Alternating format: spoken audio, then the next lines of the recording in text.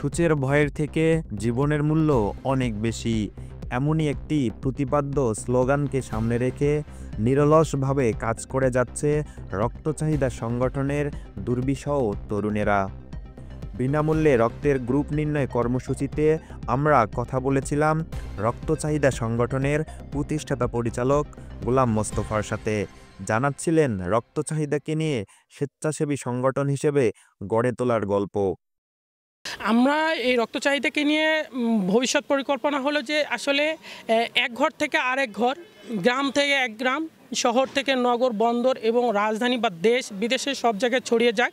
যে এটা হলো যে আমার দ্বারা আমি যেমন মনে করছি যে যেমন আমি 19 বার রক্ত দিয়েছি, যে আমি 19টা রুগীকে দিয়েছি, এরকম আমার থেকে আমি আরও অন্য রুগীকে যাদেরকে ডোনার তৈরি করেছি তারা আমার মতো তারাও ডোনার তৈরি করেছে।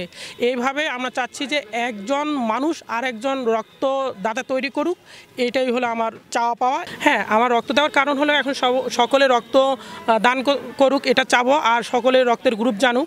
আমরা দিন দিন দেখতেছি যে যারা রক্তদাতা তারা দিনের পর দিন নিজের খেয়ে অন্যের উপকার করতেছে, নিজের খেয়ে অন্যের রুগীকে রক্ত দিচ্ছে। আজকে সেই জায়গার ক্ষেত্রে দেখা গেছে যে যারা ডোনার তারা আজকের নিজের কর্মের কারণে তারা চলে যাচ্ছে যে এক জায়গা থেকে আর অন্য জায়গায়, তখন আমাদের কী হয়ে যাচ্ছে যে ডোনার খুঁজে পাওয়া যাচ্ছে না। এই উপলক্ষে আমরা রক্তের গ্রুপ দেখা যায় যে কোনো একটা কারণ নিয়ে আমরা রক্তের গ্রুপ করে থাকি যে তারা নতুন ডোনার তৈরি করার জন্য। রক্ত চাহিদার স্বপ্নবাজ তরুণেরা জানান, স্বেচ্ছাসেবী সংগঠনের সাথে কাজ করে আমরা যে মানসিক প্রশান্তি পাই সেটা আমাদের কাছে কোটি টাকার থেকেও দামি। এই পর্যন্ত আপনি কতগুলো ব্লাড টেস্ট করছেন? মিনিমাম 70 থেকে 80টা ক্যাম্পেইন করছি। সব ব্লাডের রক্ত চাহিদার সাথে আসেন আপনি? যে রক্ত চাহিদার সঙ্গে আছি, পাশাপাশি অন্যান্য সামাজিক সংগঠনগুলোর সঙ্গেও জড়িত আছি।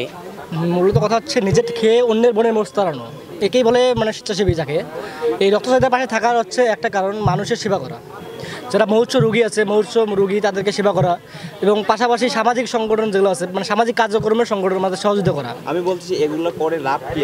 এগুলো লাভ হচ্ছে মানুষকে রক্ত দেওয়ার জন্য উদ্বুদ্ধ করা, যাতে একটা রুগী রক্তের অভাবে যেন না কাটাইতে হয় হাসপাতালে। আমার কাছে মনে হচ্ছে আমি একটা অসুস্থ মানুষ বা অসহায় মানুষকে বা একটা মানে ব্লাডের যার চাহিদা সে ব্লাড পাচ্ছে না, তাকে ব্লাড দেওয়ার প্রধান কারণ হচ্ছে আমার মানসিক প্রশান্তি।